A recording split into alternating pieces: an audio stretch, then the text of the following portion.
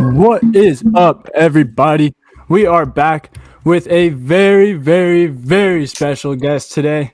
We've got Damon the Nomad Wilson in the house, a 6-1 featherweight fighting this or next weekend on Cage Warriors 155 against John De Jesus. Really appreciate you coming on, man. How's camp been? How you feeling? Hey, it's good this weekend or next weekend. I'm ready to go. I'll fight. I'll fight this evening if you want. But yeah, next Friday, June 2nd at Saquon Casino against John De Jesus. I'm feeling good, man. Camp's been great. Yeah, man. I couldn't ask for a better camp. Just trying to enjoy the journey, enjoy the process of everything. I was gonna say in your last fight you had a late opponent switch, right? Yeah. I had an opponent drop out maybe 2 weeks before, and they were able to find me a willing body to step in there. So, yeah, that's the fight game. Sometimes you get guys that drop out. I've had it happen a couple times. I myself try not to drop out of fights. I go by schoolyard rules. If you drop out, that's a forfeit on my end. So, Can respect that. Are you in your camps? Are you like? Obviously now I'm sure you have it pretty much dialed in, but are you like detailed to like, okay, by this week, by this day out from the fight, I should be weighing this. I should be, kind of like slowing down my sparring, slowing down. Are you that detailed, or are you just kind of like however you feel? You're right on the money, man. I mean, you've got goals that you set for certain times in camp, weight wise, cardio wise, that kind of stuff. Obviously, things change. Injuries happen, or different things happen to where you got to kind of listen to your body and take it day by day as far as that goes. But yeah, there's always a plan as far as the weight goes. I check my weight constantly. It's one of those things where I got a scale right here sitting next to me. So I'll hop on the scale in the morning before I go to the gym. I'll weigh on the scale at the gym just to make sure that my scale's lining up with theirs. And then I'll weigh after practice. I got it pretty dialed in, man. I don't cut a ton of weight, but it's been really dialed in this camp. I lose about 6 to 8 pounds of practice, and then I hydrate up. I put that back on and feel good going into the next day. I usually try to practice at the weight that I compete in the octagon at. Okay. So yeah, I got it dialed in pretty well. Yeah. Man, that's smart. I feel like that's pretty rare from fighters. It seems like a lot of guys are practicing at a lot heavier weights than they're fighting in the octagon at, but that makes a lot of sense. You know exactly what you're going to be working with on the night of. Yeah, I mean, that's exactly right. I try to mimic practice as much as I can. You put a 6-week, 8-week training camp in every day, showing up to the gym. When I show up on fight night, I want it to feel the same. Different atmosphere, obviously. You throw a ref in the cage and a bunch of screaming fans, turn the lights on, but at the end of the day, it's a fist fight. And yeah, if I'm, eating the same breakfast and going to the gym, doing my warm-up, weighing about the same, that's how I like to have it dialed down. But yeah, like you said, a lot of guys they'll be through camp, they'll be 20, 25 pounds overweight, and then having to get that off in the last couple of weeks and trying to manage that and then putting it back on. It's one of those things where as a professional athlete and as an MMA fighter especially, man, our bodies are extremely important. And we want to, maximize the efficiency that your body's working at. So that's all there is to it. And so I do my best as far as the details go, man. Devil's in the details for sure. It's interesting that, I mean, not interesting, but it's obviously that you say that as far as your body and your recovery. I'm always curious to, like, for guys at your level, elite athletes at your level, like, what is your go-to, like, recovery, whether if it's like ice tub or like whether it's I'm just gonna sleep all day this time, like what's your like go-to that you think like to get you going? Man, these are some good questions. I do a lot of recovery process, man. I take care of my body. That's like one of the most important things for me. I had a lot of injuries throughout my college wrestling career. I didn't really know how to take care of my body, didn't really know what was going on, why I was getting hurt so much. So I started diving deep into that kind of stuff, especially when I committed full-time to the fight game.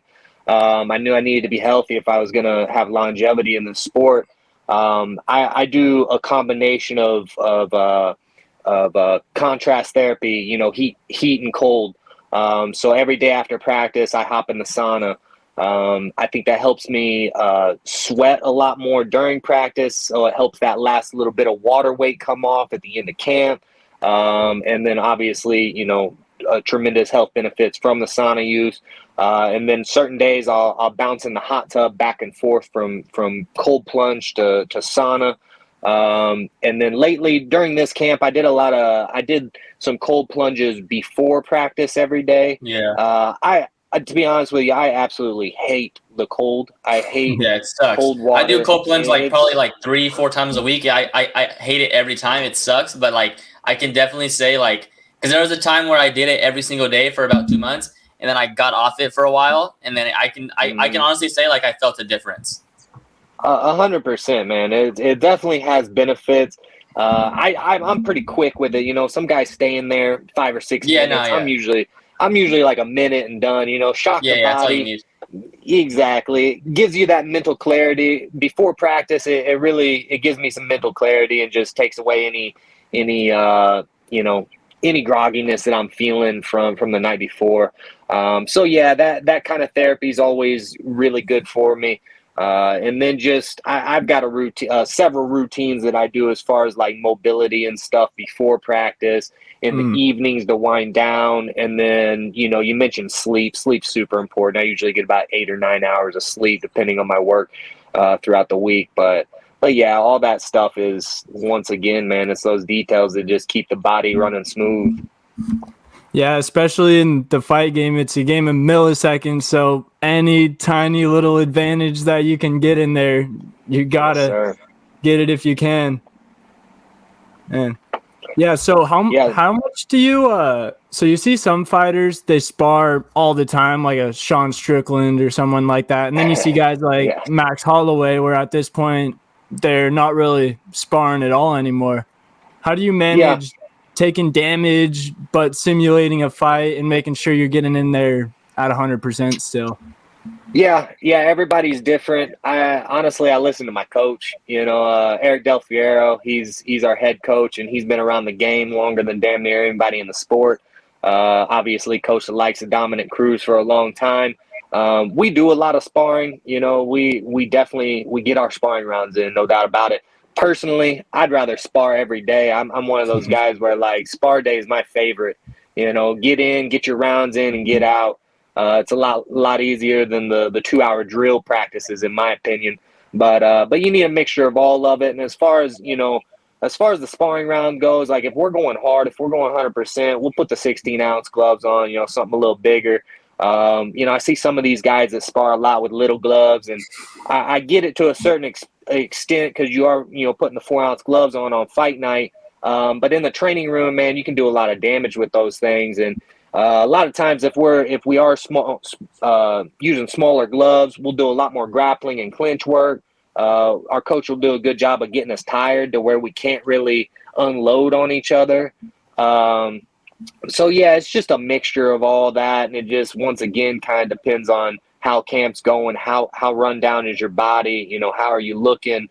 And for certain guys, I think there probably comes a certain time in your career where you've had so many rounds, you've seen so many punches that sparring's not necessarily going to help you that much leading up to fights. But yeah, for me, I like to get in there and scrap, man. That's what it's all about. So yeah, got to do as much as possible. So I saw the older fights when Cage Warriors I don't know if it was when they first came back to America or at least just after COVID. They had those fights outside right by the harbor with the sun on you.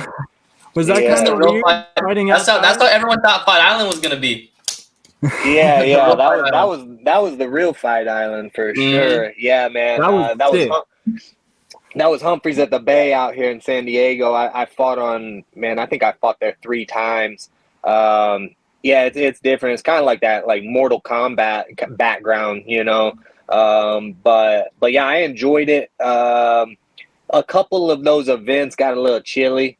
I think one of my fights, man, it might have been like 58 degrees when I walked in there, and I stepped in a pool of blood that was cold, and I was like, "Ugh, this is kind of weird." But and then the one with the sun gets in your eyes a little bit, so you know, it's got its pros and cons. I think for the fans, it was very beneficial, and the fans loved those events. But yeah, we've moved indoors to the casino, which is a nice facility as well. I'm sure they'll probably go back to the Bay at some point. It's fun fights out there for sure. Yeah, Are you when you walk into that cage and you do your walk, are you still nervous? Are you like prepared? Like obviously you're prepared, but like is it less nerves because you feel prepared, or is it still like nervous because you're putting your life like obviously at risk? Like what's that feeling? Yeah, man, it's hard to put into words. Of course, there's nerves leading up. You know, there's always those nerves. There's always, you know, doubt creeping in, and there's a lot going on in your head. And for me, man, I try to stay present. I try to take in everything that I'm experiencing, man, because you only get to experience this stuff once. And I've heard it from a lot of retired fighters, a lot of guys that have been through the sport. And, you know, a lot of the regrets are like simple things like that of not taking it in, not enjoying each moment, you know, not enjoying those emotions that you feel leading up to the fight. Yeah. Because sometimes it can wear on you. You know, you're constantly thinking about the fight, trying to play it out in your head, and it takes a toll on you. But you gotta roll with the punches, man. You gotta accept each emotion that comes and just accept it for what it is, and try to turn it into good. But yeah, I try to stay present. Usually you feel a little bit of nerves, but man, as soon as that ref says go, it's like that shit goes out the window. You're in a fist fight. You know, there's no room to think.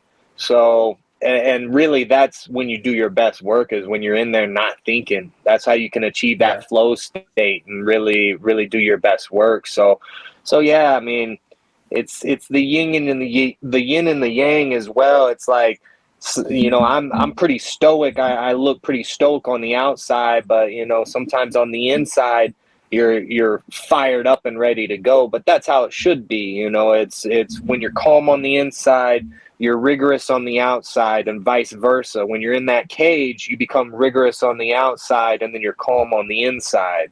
So it's constantly having that yin and yang as you lead up to the fight. Wise words. Can you hear much from, I mean, obviously you can probably hear your coaches giving you like commands in their advice during your fight just because you're used to their voices, but can you hear the crowd and certain people saying certain things? Yeah, you can. Yeah, obviously I try to lock into my coaches. A lot of times I can hear their coaches. You hear the roars of the crowd. So sometimes that's how I know that I landed a clean shot, you know, is like I'll crack somebody and you don't really feel it, but you hear the crowd and you're like, okay, something landed hard, you know. And then of course I've got a couple jackass friends that I can hear, you know, in the background screaming like idiots. I'll hear them a couple times for sure. Yeah, it's kind of interesting, some of the little things that you'll pick up on when you're in there. But once again, it goes back to like trying to be present and trying to focus on the punch, you know, focus on the next punch, the next kick, trying to take in what your coaches are saying. So yeah, you want to embrace the energy of the crowd, but you also don't want to get sucked into it to where it affects the way you fight, you know. 100%. Yeah, one of the reasons I asked is because I was watching some of your fights on YouTube, and I think it was your pro debut. And there was this lady. It was against Poncho, and it must have been Poncho's girl. Yeah, that was Poncho's girl. Yeah. I got the video right here. I'm gonna play it so everyone can know what we're referring to, because it's pretty hilarious. I had to screen record that and put that in here. Yeah, for sure. Yeah. Poncho, 15 seconds. Get the fuck out of there. Get out. Get the fuck out. 10 seconds. Stand the fuck up! Stand And poor Poncho. He had, My- he had to get his ass whooped by you, Yeah. and then he had to go home to that. Yeah, that's the unfortunate part. Yeah, that was a small show in Michigan, man. That was before I started my Cage Warriors career, and that was probably back in 2017 or something. Man, I've come a long way since then. I was myself today would put myself back then away in about 30 seconds, to be honest with you. Yeah. But yeah, Poncho came out on the wrong end of the stick there. Yeah, his woman was a little wild. Seriously, she must have just had a little too much to drink or something. 'Cause, man, it was the first round, The and booze will be flowing for sure. Yeah. yeah, he would be like attempting an armbar or something, and she'd be like, "Stand up, stand up." Yeah, she didn't really understand what was going on either. That doesn't help, for sure. It's funny how you mentioned that the person now would put away the person back then you in 30 seconds. Is it just, obviously it's just more reps, but is it like more of a physical aspect too? Because you look at a lot of UFC guys and they don't hit their prime till like 30, 31, and as opposed to like, other athletes, football, baseball, basketball, where it's like 25, 26. Is it just like, you think it's just reps, or you think like it's just different like physicality even when you get like from that age? It's a combination of both of those for sure. For me, it was a major boost in physique and physical attributes. I was somewhat of a late bloomer, and that was, man, I was probably 26 or 25. I was maybe 25 on my pro debut. And for a lot of guys, they're fully matured by then, but for me, I definitely wasn't. And obviously, I put a lot of work in since then. But yeah, physique and physicality tremendously upgraded since then. But then once again, like you said, the reps in the gym, I thought I knew how to fight back then. I didn't know anything. And that was, I was training 3 or 4 days a week. I was at a gym that was okay, but they didn't have, it was like I was one of the better guys there, you know what I mean? So when I made the move to commit full time to fighting, that's why I came out here to San Diego and train with guys that I knew were better than me. I knew I was going to get my ass whooped, So I came out here to get my ass whooped. That's how you're going to get better. And yeah, it's just a process, man. And like you said, a lot of guys come into their prime around this time. I just turned 30. I do feel like I'm coming into my prime. I don't have a ton of fight mileage, so I feel pretty good as far as that goes. So I'm looking forward to the next couple of years. I think I can really do some damage in this sport for sure. I agree. Yeah, dude, I saw in one of your outdoor fights, the one against John Butner, I believe it was, you ate a head kick like I've never seen someone eat a head. Maybe Francis, but I haven't seen too many people eat a head kick like that. That was insane. And then you just went on to finish him with a right hand from the gods.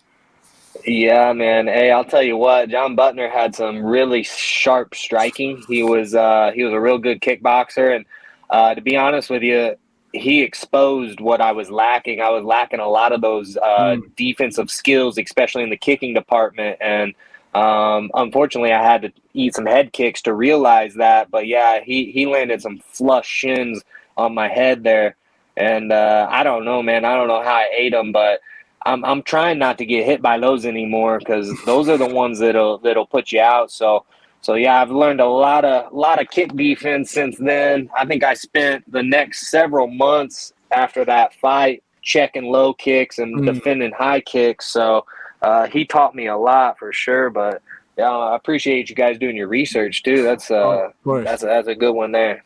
Is there a relationship? Obviously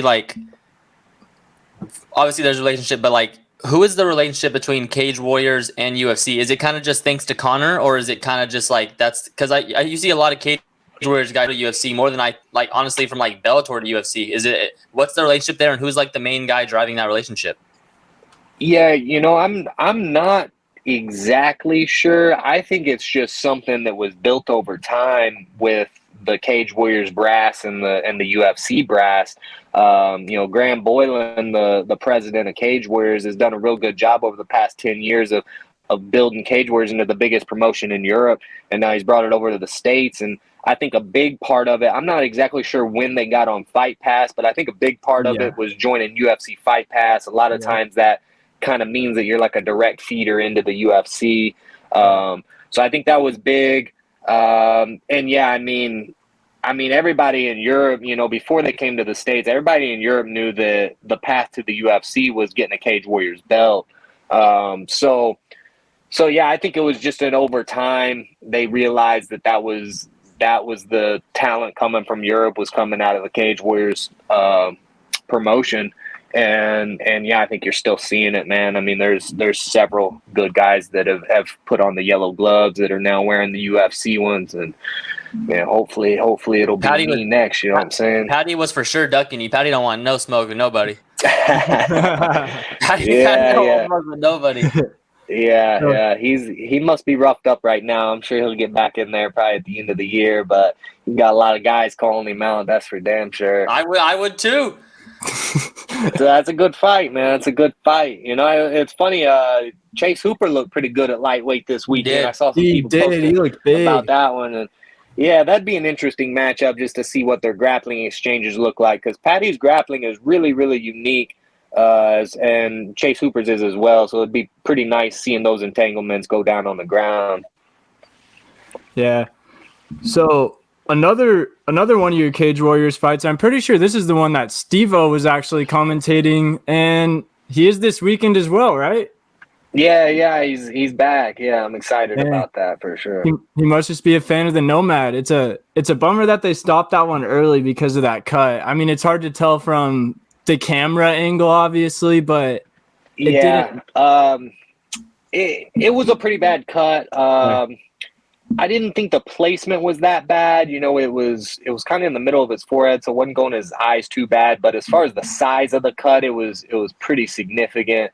Yeah, I mean, it's one of those things where, like, I was ready to keep going. I was feeling really good. I'd finally gotten my rhythm in that fight against old James Settle. But to be honest with you, I really like James Settle. He's one of my former teammates. So I was kind of. Eventually, I was glad that they stopped it just because I didn't really want to put any more damage on the kid. But yeah, that was an interesting one with Steve-O commentating. He's pretty good. He's got a decent knowledge of the sport, and he really enjoys the violent part of it.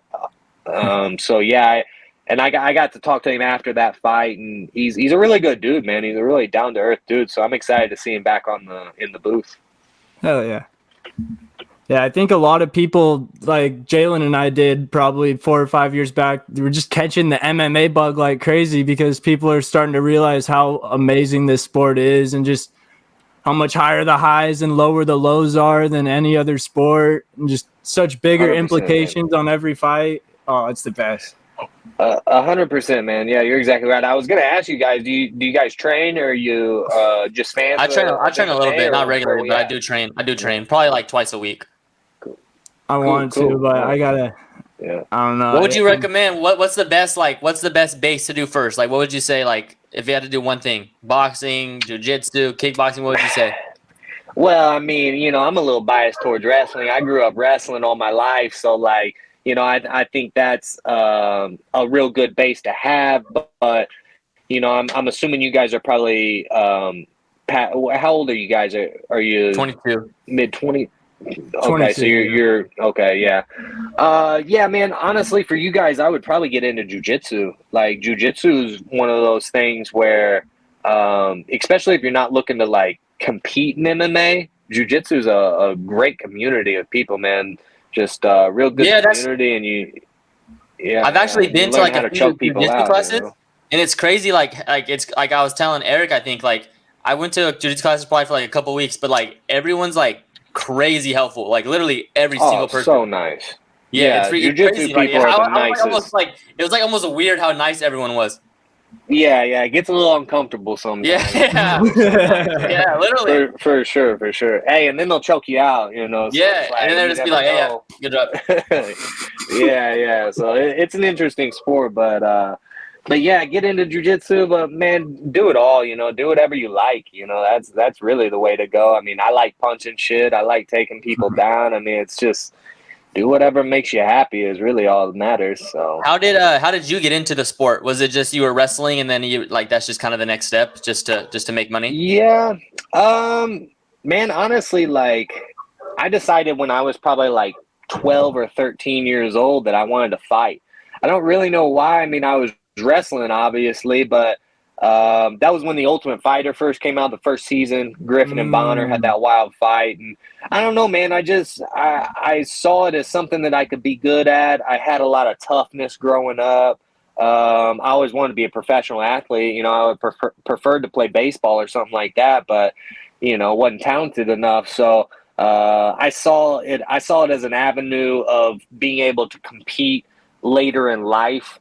So I'm blessed to be able to do that, to have an option to compete at this age, being 30 years old and being able to compete like that. But yeah, it was just one of those things where it just transitioned well from wrestling and just kind of rolled with it, man.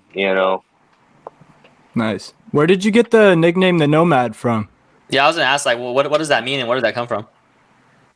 Yeah, so nomads are like an ancient tribe that basically didn't have a home.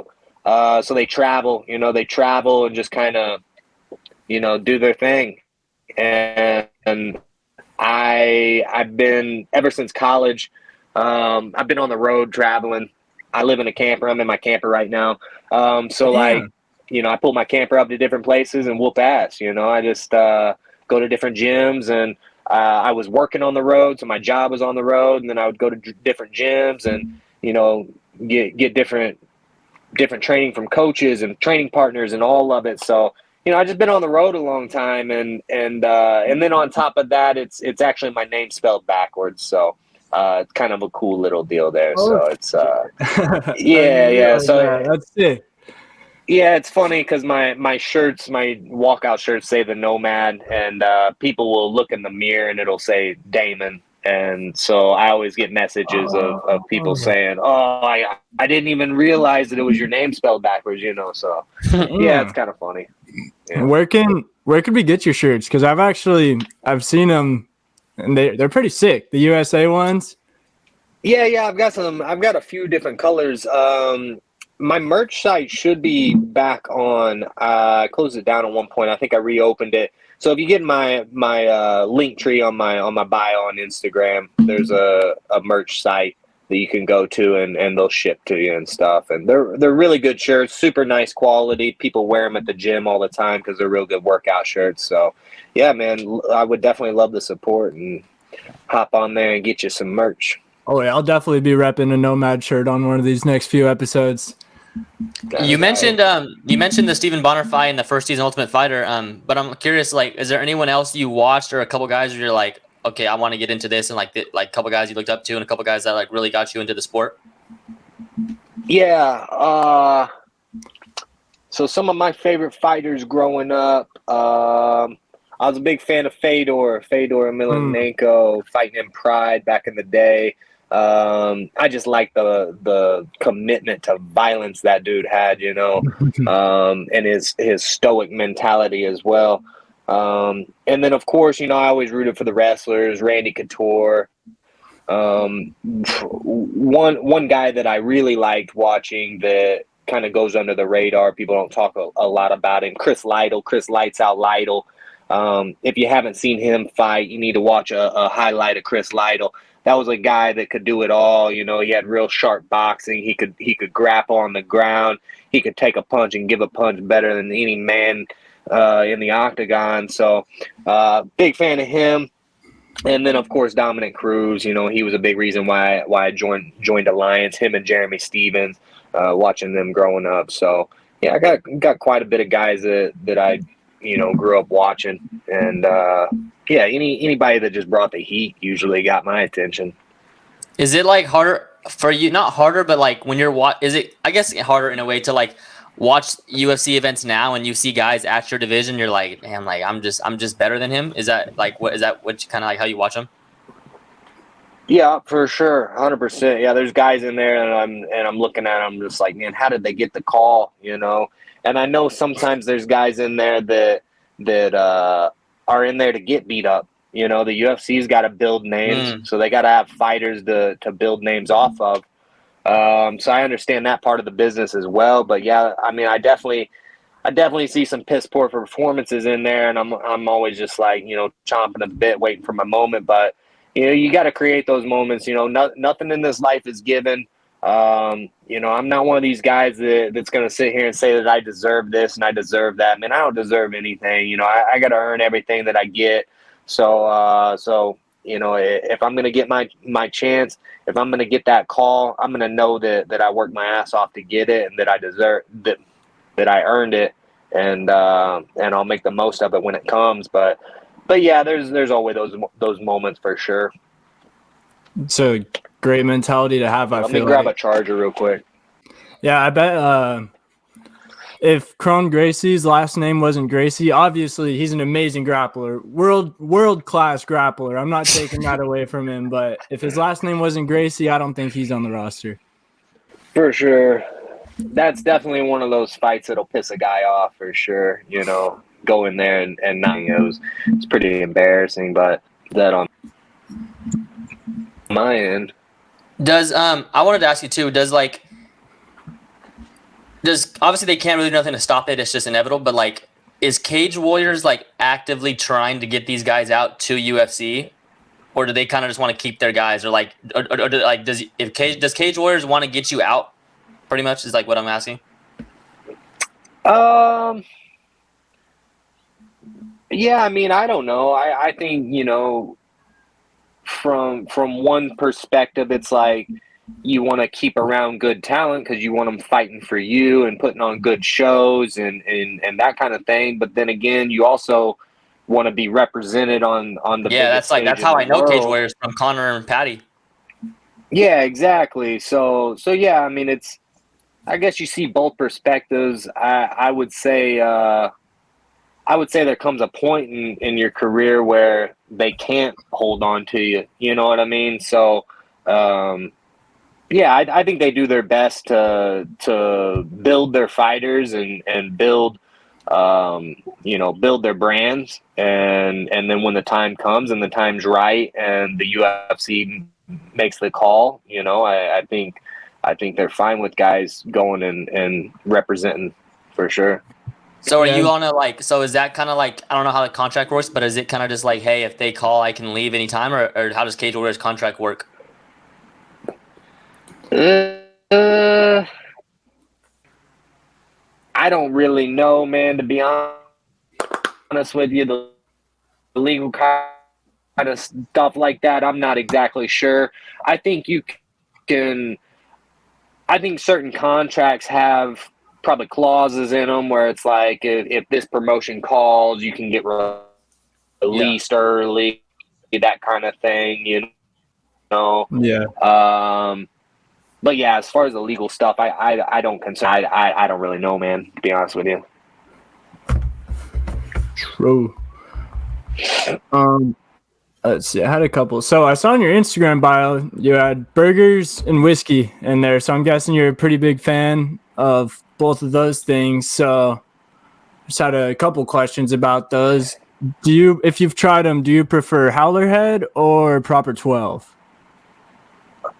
Ooh. Have you tried them both? Yeah, I have. I mean, I'll say this. I'm going to say Proper 12 because of the experience I had with it. It was a good night? I'm right there with you. I actually had Proper 12 after my... Yeah, it was a great time, man. It was after my fight in London on New Year's Eve against Harilla. And we flew over to Dublin afterwards and went to the Black Forge Inn. And a lot of people were a lot of people were talking shit on it. And I think it was more so because they don't like McGregor. I had a great experience, man. It was a really cool place, cool atmosphere. The food was great. I shared a 64-ounce tomahawk steak with a couple of my boys. and drank several shots of Proper 12. So yeah, I got to go with the Proper 12 just because of the experience. But yeah, it's definitely not my favorite whiskey. That's for sure. It's I prefer a rye or even a bourbon. Something in the States, man. I'm American. So I'm guessing. So after the fight, when you get the win next Saturday, what's the go-to whiskey you're drinking? A lot of times I go Bullet Rye, unless my buddy decides to buy a bottle of Whistle Pig. Whistle Pig 10 years, a little pricey, and he'll splurge on it every now and then if we get a KO. So yeah, something like that. But honestly, do what? That's your performance bonus right there if you get the knockout. Yeah, exactly. It truly is. And but honestly though, man, my eyes are usually more on the cheeseburgers, man. Like food is all I can think about through camp, and I usually splurge pretty heavily several weeks after the fight, so I'm looking forward to that for sure. So do you eat mainly just kind of more gourmet, like local burger places, or do you get some fast food burgers as well? Man, I don't discriminate. I think there's good fast food burgers out there. I think Freddy's has got a good smash burger. Ooh, yeah. Five Guys has a real good burger. Obviously, I'd rather have the local guys. I got a buddy here in San Diego in La Jolla, Classic Burger Shop. He does an incredible smash burger, best burger in San Diego. So yeah, I don't discriminate at all. I had one last weekend, did a little burger review, went up to Santee and had man, I don't know, it was like a ribeye burger. It was massive. Real tasty though. Yeah, that was kind of the last good thing I got to eat before I had to start watching the weight. So I almost feel bad about bringing that up right now. Yeah, but I was saying, but can we bring it up? It's all good. It's not like you're Pereira cutting 30 pounds, huh? Yeah, and honestly, like I'll have fun with it. Like my wife's getting here on Saturday, and like she's gonna be eating food and whatever, man. I'll chill with her and watch her eat and live vicariously through that. And I'll even watch the Food Network. Like I'll throw on some Gordon Ramsay or something, man. A competition show. It is what it is. I'll get to eat, Saturday. You got any shows you're into right now, like Netflix shows or anything like that?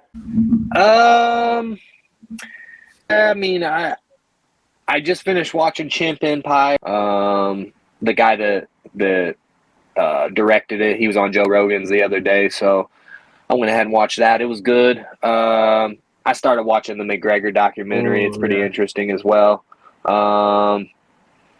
But as far as shows right now, man, I don't know. It's a little up in the air. Nothing really that's catching my attention, I reckon. Yeah. Who do you like in Connor Chandler? Ooh. I